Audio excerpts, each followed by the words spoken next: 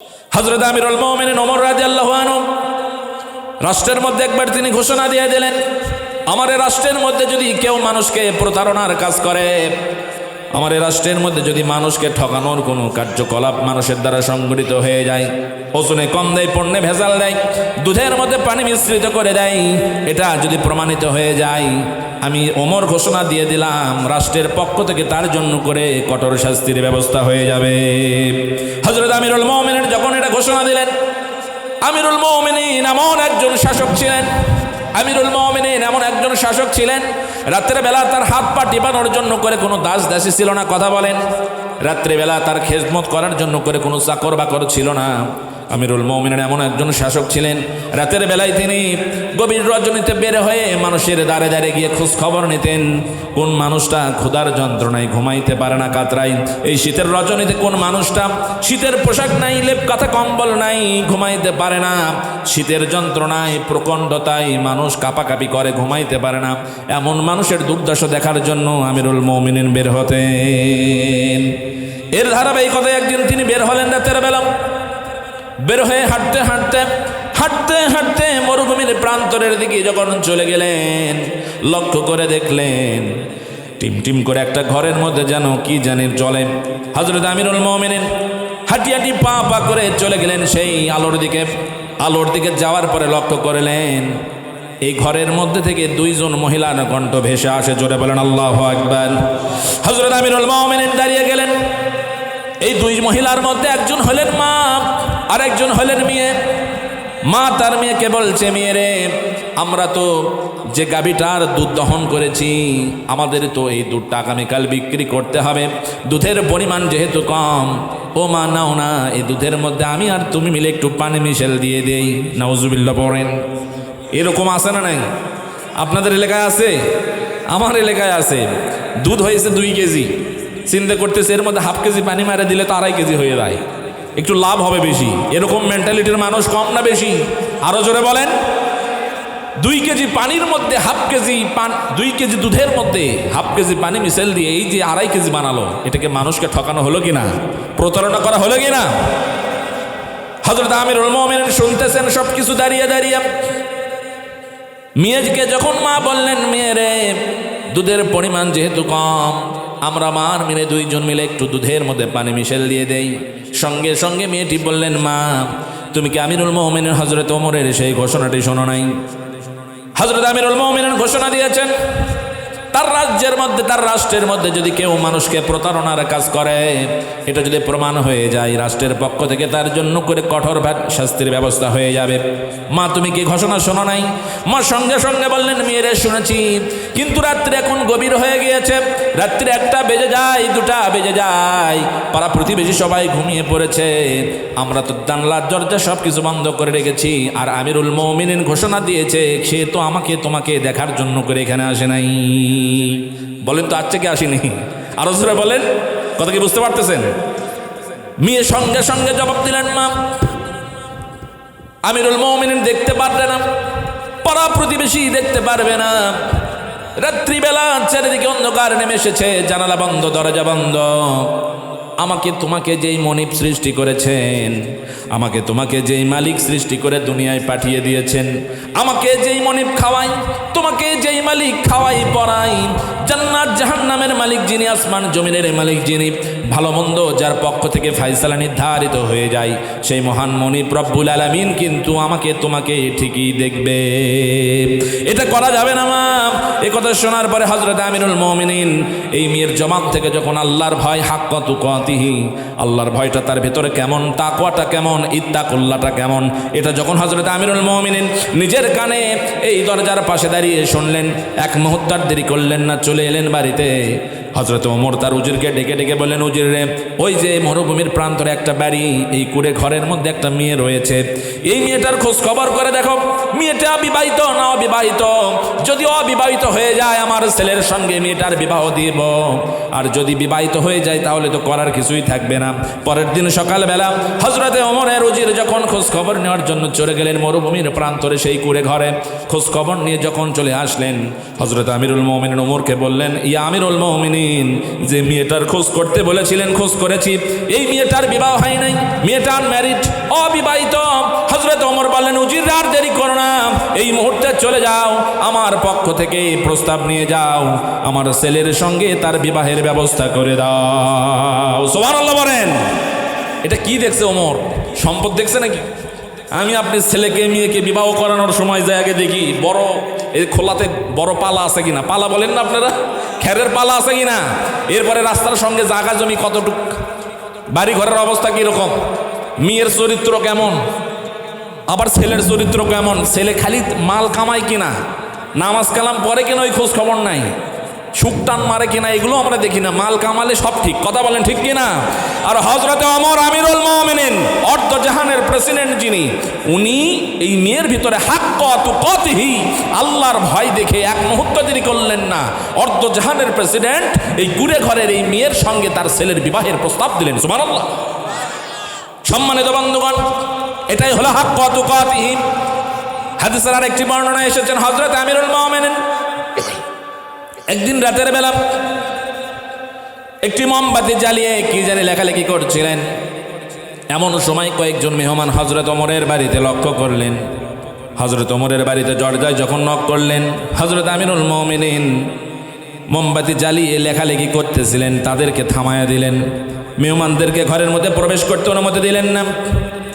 হযরত আমিরুল মুমিনিন যেই মোমবাতি জ্বালিয়ে লেখালেখির কাজ করতেছিলেন, এই মোমবাতিটা সঙ্গে সঙ্গে নিভাইয়া দিয়া নতুন আরেকটি মোমবাতি জ্বালালেন। জোরে বলেন আল্লাহু আকবার।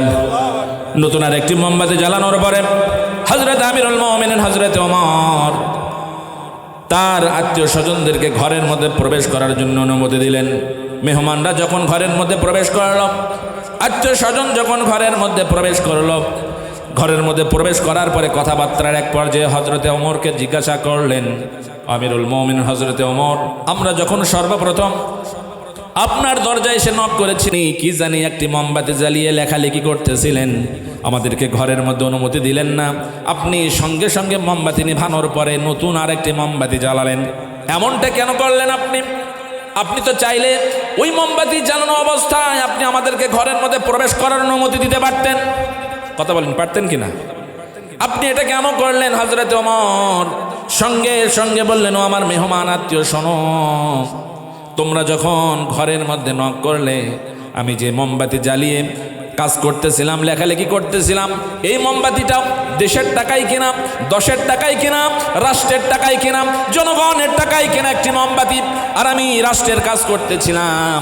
তোমরা যখন ঘরের মধ্যে নক করেছ, এই অবস্থায় যদি তোমাদেরকে প্রবেশ করার জন্য আমি ওমর তোমাদেরকে অনুমতি দিতাম, তোমরা যখন ঘরের মধ্যে প্রবেশ করতে, তোমরা তো আমার ব্যক্তিগত মেহমান আত্মীয় স্বজন, তোমাদের সঙ্গে 4-5 মিনিট যে সময়টা কথা বলতাম, এই কথাবার্তা বলার পর্যায়ে এই মোমবাতি গলা তো বিরত থাকতো না। কথা বলেন, আত্মীয় স্বজনের সাথে যখন কথা বলতো, এই মোমবাতি কি গলা বন্ধ থাকতো? এই মোমবাতি গলে গলে গলে গলে ছোট হয়ে যেত। ও আমার আত্মীয় রে, তোমাদেরকে যদি আমি ঘরের মধ্যে অনুমতি দিতাম প্রবেশ করতে, তোমাদের সঙ্গে কথাবার্তা বলার সময় এই মোমবাতিটা গলে যেত। কিয়ামতের ময়দানে রব্বুল আলামিন যদি আমাকে জিজ্ঞাসা করতো, ওমর রে, রাষ্ট্রের সম্পদ, 10-এর টাকায় কেনা সম্পদ, দেশের টাকায় কেনা সম্পদ, জনগণের টাকায় কেনা একটা মোমবাতি নিজের ব্যক্তিগত কাজে কেন ব্যবহার করেছিস? আমি ওমর জবাব দিতে পারতাম না। আমানতের খেয়ানতকারী হিসেবে কিয়ামতের ময়দানে রব্বুল আলামিনের আসামির কাঠগড়ায় যেন আমাকে দাঁড়াইতে না হয়, আল্লাহর ভয়ে আমি তোমাদেরকে থামায়া দিয়া এই মোমবাতি নিভায়া নিজের ব্যক্তিগত টাকায় কেনা মোমবাতি জ্বালিয়ে তোমাদেরকে ঘরে প্রবেশ করার অনুমতি দিলাম। আল্লাহু আকবার বলেন। এটাই হচ্ছে হাক্কা তুকাতিহি, আল্লাহর ভয়। হযরত ওমরের মধ্যে আল্লাহর ভয়, যাদেরকে জান্নাতের সার্টিফিকেট দেওয়া হয়েছিল, তারপরেও রাষ্ট্রের সম্পদ তারা ব্যক্তিগত কাজে 5 মিনিটও ব্যয় করেনি। কথা বলেন, আজকে হযরত ওমরের কাছ থেকে যদি বর্তমান বাংলাদেশ যারা শাসন করছে বা আগামীতে করবে, হযরত ওমরের শিক্ষা যদি তাদের মধ্যে থাকতো, ওয়াল্লাহি আল্লাহর কসম, একজন গরিব মানুষের অর্থ আত্মসাৎ করার মতো সাহস তাদের হতো না। হযরত ওমর আল্লাহকে ভয় করছে, অর্ধ জাহানের প্রেসিডেন্ট। আজকে হযরত ওমরের এই শিক্ষা যদি শাসক গোষ্ঠীরা নিতে পারে, তাহলে একজন মানুষের অধিকার নষ্ট হবে না। কথা বলেন, গরিব মানুষের হক নষ্ট হবে না। এটাই হচ্ছে আল্লাহর ভয়, হাক্কা তুকাতিহি। আমি আপনি আল্লাহকে ভয় করি, করি কিনা? এখন প্রশ্ন করবেন, হুজুর আল্লাহকে তো আমিও ভয় করি, আচ্ছা, ভয় করি কি পরিমাণ? যেই পরিমাণ ভয় দিয়ে জাহান্নামের আগুন থেকে বাঁচা যাবে না। পানির পিপাসা লেগে গেছে আমার আপনার, এখন পানির পিপাসা সারাদিন রোজা রেখে পানির পিপাসা মেটানোর জন্য করে আতরের শিশিতে যেই পরিমাণ পানি আটে, এই পরিমাণ পানি দিয়ে কি আপনার পিপাসা মিটবে? আমার মিটবে বলেন? এই পানির পিপাসা মিটতে গেলে, নিভাইতে গেলে, মেটাতে গেলে অন্তত 2 লিটারের 1 বোতল পানি লাগবে, নাকি বলেন? মিনিমাম 1 লিটার তো লাগবেই। তাহলে আমি আপনি আল্লাহকে ভয় করি যেই ভয়ের দ্বারা মসজিদে নামাজে আসতে পারি না, যেই ভয়ের দ্বারা ফজরের সময় লেপ ছেড়ে উঠতে পারি না, যেই ভয়ের দ্বারা আমি গরিবের হক নষ্ট করা বাদ দিতে পারি না, যেই ভয় আল্লাহর কাছে আমার কাছে থাকার কারণে আমি বোনের হক নষ্ট করতেছি, যেই পরিমাণ ভয় থাকার পরেও আমি মানুষের সঙ্গে খারাপ আচরণ করতেছি, যেই পরিমাণ ভয় থাকার পরেও আমি মিথ্যা কথা বলা ছাড়তে পারতেছি না। ভয় করি, কিন্তু এই পরিমাণ ভয় দিয়ে আমার খারাপ কাজ থেকে বিরত থাকা যাচ্ছে না। এটা আসলে ভয় করার মতো ভয়, ভয় করার মতো ভয় নয়। ভয় করার মতো ভয় হচ্ছে আপনি আল্লাহর সমস্ত আদেশ মেনে চলবেন, মানার চেষ্টা করবেন, আর নিষেধ যেগুলো এগুলো করা যাবে, কথা বলেন করা যাবে, এটা হচ্ছে হাক্কা তুকাতিহি। এখন আসুন পরের অংশে আল্লাহ বললেন ওয়ালা তামুতুন্না, বান্দার মৃত্যুবরণ করো না, ইল্লা ওয়ান্তুম মুসলিমুন। আমি দেখেছি অনেক বক্তা আলোচনা করে, একটা আলোচনার মধ্যে 30টা 40টা অনেকে কি করে, আয়াত উচ্চারণ করে, আয়াত পড়ে আর লিখে দেয় থাম্বনেলে। যে ক্যামেরাম্যান আছে, ক্যামেরাম্যানদেরকে বলে তুমি লিখবা যে আলোচনাটা 50-এর অধিক আয়াত দিয়ে সাজানো, মানে ওটা দেখেই যেন আকর্ষণ হয়। বন্ধুগণ, আল্লামা সাইদি তাফসির করছে না? একটা আয়াতকে কেন্দ্র করে উনি 3 দিন ব্যাপী আলোচনা করছে এই যে সেন্ট্রাল হাই স্কুলে। আমি ছোট মানুষ, আমি ওনার সরাসরি আলোচনা শোনার সৌভাগ্য হয়েছিল আমার একবার। লাস্ট যেবার এসেছিল 2010 সালে কি 9 সালে মনে হয়। তো আপনি কোরআনের একটা আলোচনা যদি মানুষকে A to Z সুন্দরভাবে না বোঝানোর পরে উত্তর দক্ষিণ, দক্ষিণ উত্তর এভাবে যদি করে আপনি একের পর একটা আয়াত কয়েই যান, সমস্যা নাই এতে, কিন্তু আপনি যেটা ধরবেন এটাকে ফিনিশিং দেবেন, এটাই তো আলোচনা হওয়ার কথা ছিল। কথা বলেন ঠিক না? তাহলে এখানে আপনি বুঝবেন, প্রথমে ইমানদারদেরকে দেখলেন আল্লাহ, ইয়া আইয়ুহাল্লাযিনা আমানু, হে ইমানদারেরা। তাহলে আমরা ইমানদার, ইত্তাকুল্লাহ, আমাকে ভয় করো। ভয় করার পরিমাণটা কেমন? হাক্কা তুকাতিহি, ভয় করার মতো ভয় করতে হবে। আমি আপনি ভয় করার মতো ভয় যতক্ষণ পর্যন্ত না করবো আল্লাহকে, ততক্ষণ পর্যন্ত পাপ কাজও করব, ভালো কাজও করব, অবস্থাটা এরকম হবে। আর যখন আল্লাহকে ভয় করার মতো ভয় করব, তখন শুধুমাত্র ভালো কাজই হবে, আমার দ্বারা খারাপ হবে না। আমাদের সমাজে মানুষ নামাজ পড়ে সুদও খায়, আছে না নাই? আমাদের সমাজে মানুষ নামাজ পড়ে বোনের হক নষ্ট করে, আছে না নাই? আমাদের সমাজে মানুষ নামাজ পড়ে আবার মানুষের সঙ্গে সামান্য জায়গা জমি নিয়ে মারামারি ফাটাফাটি করে, আছে না নাই? কথা বলেন, এটাকে আল্লাহর ভয় করা বলে না? আপনি নামাজও পড়তেছেন, সুদও খাচ্ছেন, নামাজও পড়তেছেন, আপনি মিথ্যা কথাও বলতেছেন, তাহলে আপনি এখানে ভালো জিনিস মন্দ জিনিস সব একাকার করে দিলেন। এটা আল্লাহর ভয় নয়। আল্লাহর ভয় হচ্ছে আল্লাহর সমস্ত আদেশ মানবেন, নিষেধগুলোকে বর্জন করবেন। আমরা আল্লাহর ভয় নিজের ভেতরে আনতে পারবো তো? ইনশাআল্লাহ, ইনশাআল্লাহ পারবো তো ভাইয়েরা আমার। এরপরে দেখুন ওয়ালা তামুতুন্না, আল্লাহ বললেন মৃত্যুবরণ করো না, ইল্লা ওয়া আনতুম মুসলিমুন, মুসলমান না হওয়া পর্যন্ত বান্দা তুমি মৃত্যুবরণ করো না।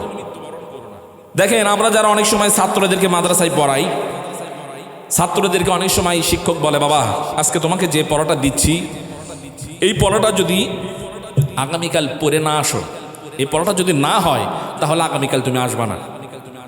বুদ্ধিমান ছাত্র যদি হয়, তাহলে ছাত্রকে বুঝতে হবে, কে রে এতদিন তো হুজুর বা শিক্ষক বা স্যার মাস্টার সাহেব এই কথা বলতে পারেনি, আজকে এরকম করে কেন বলতেছে? তার মানে যদি আমি এই পড়াটা পড়ে না যাই স্কুলে মাদ্রাসায়, তাহলে আমার জন্য করে পানিশমেন্ট আছে। এটাই তো ভেবে দিতে হবে। বুদ্ধিমান শিক্ষার্থী যারা, ছাত্র ছাত্রী যারা, তারা এটাই ভাববে যে শিক্ষক বা স্যার আমাকে কেন বললো যে পড়াটা যদি না হয় তাহলে মাদ্রাসায় আসবে না। তার মানে বোঝা গেল, না পড়ে যদি আমি মাদ্রাসায় যাই তাহলে আমার জন্য করে পানিশমেন্ট আছে না নাই? আল্লাহ রাব্বুল আলামিন সেটাই বললেন, ওয়ালা তামুতুন্না, আর মৃত্যুবরণ করো না বান্দা, ইল্লা ওয়া আনতুম মুসলিমুন, মুসলমান না হওয়া পর্যন্ত মৃত্যুবরণ করো না।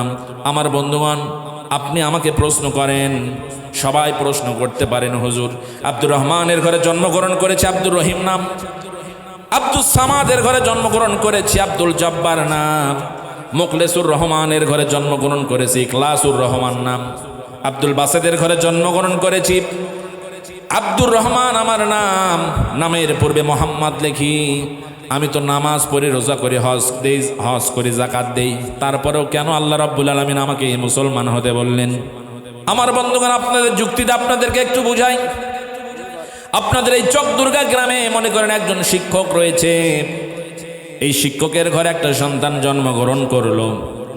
এই সন্তানটি কখন স্কুলের বারান্দায় গেল না, মাদ্রাসায় বারান্দায় গেল না। এই সন্তানটি কখনো শিক্ষা অর্জন করল না। শিক্ষকের ঘরে জন্মগ্রহণ করেছে, স্কুলের বারান্দায় পা দেয় নাই, মাদ্রাসায় যায় নাই, ইবতেদায়ী মাদ্রাসায় যায় নাই, হাফেজিয়া মাদ্রাসায় যায় নাই, শিক্ষা অর্জন করে নাই। এই ছেলেটি জমিতে কৃষি কাজ করে। যদি বুঝে থাকেন আপনারা একটু বলবেন, এই মাস্টারের ঘরে, শিক্ষকের ঘরে জন্ম নেওয়া ছেলেকে আপনারা শিক্ষক বলবেন না কৃষক বলবেন? কৃষক বলবেন নাকি? এরপরে আপনাদের এই চকদুর্গা গ্রামে একজন ডাক্তারের ঘরে একটা সন্তান জন্মগ্রহণ করল। মেডিকেল সায়েন্সে কখনো পড়ল না, MBBS FCPS প্যারামেডিকেলে পড়ল না। এই সন্তানটি নিউ মার্কেটে 2টা দোকান রয়েছে, দোকানের জন্য ব্যবসা বাণিজ্য করে। আমার বন্ধুগণ, যদি বুঝে থাকেন একটু বলবেন। ডাক্তারের ঘরে যে সন্তানটি জন্ম নিল, ডাক্তারি বিদ্যা অর্জন করে নাই, মেডিকেল সায়েন্সে পড়ে নাই, MBBS FCPS প্যারামেডিকেল করে নাই। এই ছেলেটি ব্যবসা বাণিজ্য করার কারণে আপনারা তাকে ব্যবসায়িক বলবেন না ডাক্তার বলবেন? আপনাদের এই চকদুর্গা গ্রামে একজন কবিরাজ রয়েছে। কবিরাজের কাজ হলো ঝাড়ফুঁক দেওয়া, পানি পরা দেওয়া, তেল পরা দেওয়া, বিভিন্ন রকমের তাবিজ মাদুলি দেওয়া। এই কবিরাজের করে যে সন্তান জন্মগ্রহণ করেছে, কবিরাজি বিদ্যা অর্জন করল না। এই ছেলেটি ড্রাইভারি করে, ট্রাক চালায়, বড় বড় নাইট কোচ চালায়। যদি বুঝে থাকেন আমাকে একটু বলবেন। কবিরাজের ঘরে যেই সন্তানটি জন্মগ্রহণ করলো, কবিরাজি বিদ্যা অর্জন করে নাই, গাড়ি চালায়, আপনারা তাকে ড্রাইভার বলবেন না কবিরাজ বলবেন? এখান থেকে স্পষ্ট বোঝা যায় শিক্ষকের ঘরে জন্মগ্রহণ করেছে, শিক্ষকতা পেশা অর্জন করে নাই। শিক্ষকের ঘরে জন্মগ্রহণ করেছে, শিক্ষা অর্জন করে নাই, ক্ষেত খামার করে, চাষাবাদ করে, জমি জমাবাদ করে। আমি আপনি তাকে শিক্ষক না বলে যেমন তাকে আমরা কৃষক বলি। ডাক্তারের ঘরে জন্মগ্রহণ করেছে, MBBS পড়ে নাই, FCPS পড়ে নাই, মেডিকেল সায়েন্সে পড়ে নাই, ব্যবসা বাণিজ্য করে, আমি আপনি যেমন তাকে ব্যবসায়িক বলি। কবিরাজের ঘরে জন্মগ্রহণ করেছে, কবিরাজি বিদ্যা অর্জন করে নাই, গাড়ি চালায়, আমি আপনি যেমন তাকে ড্রাইভার বলি। মুসলমানের ঘরে যেই সন্তানটি জন্মগ্রহণ করেছে, মুসলমানের যেই কাজ, মুসলমানের যেই পথ, মুসলমানের যেই মত, মুসলমানের যে আখলাক, মুসলমানের যে চরিত্র, মুসলমানের যে কথাবার্তা, মুসলমানের যে স্বভাব চালচলন, এটা যদি তার মধ্যে না থাকে মুসলমানও বলা চলে না। কথা বলেন ঠিক কিনা? আপনি ডাক্তারের ঘরে জন্ম নিল, ডাক্তারি পেশা অর্জন করেনি, সে ব্যবসা বাণিজ্য করে, নিউ মার্কেটে, হকার মার্কেটে, কাপড়ের দোকান, বোরকার দোকান, স্যান্ডেলের দোকান। আপনি ডাক্তার না বলে ব্যবসায়িক বলতেছেন কেন? জন্ম তো করছে ডাক্তারের ঘরে, ডাক্তার কেন বলেন না আপনি? আপনি বলতে নারাজ, সে তো ডাক্তারি পড়েনি। হুজুর আমি কেন তাকে ডাক্তার বলবো? মাস্টারের ঘরে জন্মগ্রহণ করছে, শিক্ষা অর্জন করেনি, শিক্ষিত হয়নি, ক্ষেত খামার করে, ও তো কৃষক, কেন ওকে মাস্টার বলবো? কবিরাজের ঘরে জন্মগ্রহণ করছে, কবিরাজি বিদ্যা অর্জন করেনি, সে গাড়ি চালায়, সে তো ড্রাইভার, কেন কবিরাজ বলবো? কবিরাজ বলতে গেলে তো তাকে এগুলো শিখতে হবে। কথা বলেন। তাহলে মুসলমানের ঘরে আমরা জন্মগ্রহণ করছি, ঠিক আছে, তাহলে মুসলমানের যেই কাজ এটা যদি না থাকে, নামের আগে মোহাম্মদ লেখাই সার। কথা বলেন। এখন মুসলমানের কাজ কি? এখন আলোচনা মুসলমানের কাজটা কি? মুসলমানের কাজ সুদ খাওয়া নাকি? জোরে বলেন। মুসলমানের কাজ আজান হবে, লেপ মুড়ি দিয়ে ফাইন করে ফজরের সময় শয়তান আসে, পা টিপে দেবে, মাথা টিপে দেবে, ওই সময় আরো ঘুম বেশি ধরে। কথা বলেন ঠিক কিনা? মুসলমানের কাজ আজান দিয়েছে, লেপ মুড়ি দিয়ে চুপ করে শুয়ে থাকা নাকি বলেন? মুসলমানের কাজ এগুলো নয়। মুসলমানের কাজ হচ্ছে সর্বপ্রথম কালেমা পড়েছেন, মুসলমানের ঘরে জন্মগ্রহণ করেছেন, সর্বপ্রথম আপনাকে 5 ওয়াক্ত নামাজি হতে হবে। সম্মানিত ভাইয়েরা আমার, মুসলমানের প্রথম কাজ নামাজ আদায় করা। এই নামাজটা আপনি কেন পড়বেন না? নামাজ আপনি কেন পড়বেন না? আল্লাহ পাক আপনাকে কোনো কিছুর কমতি রাখে নাই। এই প্যান্ডেলের মধ্যে আপনারা যারা উপস্থিত আছেন, বাহিরে যত দূর পর্যন্ত মাইকের আওয়াজ যায়, আমি যদি চ্যালেঞ্জ করে বলে একজন ব্যক্তি আছেন, কেউ এরকম কি আপনি জিহ্বাটা কেটে দেবেন, বিনিময়ে আপনাকে এ বগুড়া সদর 6 আসনের MP বানানো হবে, বিনিময়ে আপনার জিহ্বাটা কেটে দেবেন, এমন ব্যক্তি কি কেউ আমার সামনে আসবে নাকি? এই সদর আসনের 6 আসনের MP বানানো হবে, শর্ত হচ্ছে শুধুমাত্র জিহ্বাটা কেটে দেবেন। আছেন কেউ আপনারা? কথা বলেন। অফারটা একটু বাড়ায় দেই। শুধুমাত্র এই সদর আসনের সদর 6-এর এমপি নয়, সারা বাংলাদেশের প্রধানমন্ত্রী বানানো হবে। প্রধানমন্ত্রী আপনাকে বানানো হবে। এই বাংলাদেশ উঠবে বসবে আপনার কথায়। শর্ত হচ্ছে আপনার 2টো চোখ তুলে দিতে হবে, 2টা চোখ এর সাথে জিহ্বা। এই অফারটা কেউ নিতে রাজি আছেন?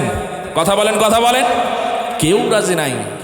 নিজের অন্তরে একটু হাত দিয়ে বিবেককে প্রশ্ন করেন, তাহলে এই চোখকে আল্লাহ পাক আমাকে আপনাকে যে দিয়েছে, এই চোখটা নেওয়ার জন্য করে আল্লাহর কাছে কখনো দরখাস্ত দিয়েছিলাম, অ্যাপ্লিকেশন দিয়েছিলাম? বলেন বলেন।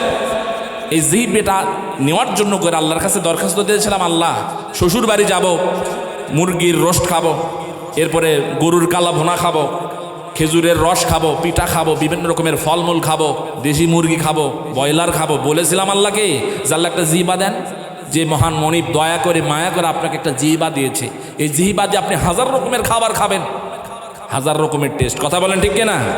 এই চোখ দিয়ে আপনি কত সুন্দর আল্লাহর নাজ নিয়ামত দেখতেছেন, এই চোখ দিয়ে আল্লাহর সুন্দর সাজানো গোছানো পৃথিবী দেখতেছেন, তাহলে আপনি এই জিহ্বা দিয়ে সুবহান রাব্বিয়াল আযীম বলতে পারলেন না? এই জিহ্বাতে আপনি রব্বানা লাকাল হামদ বলতে পারলেন না?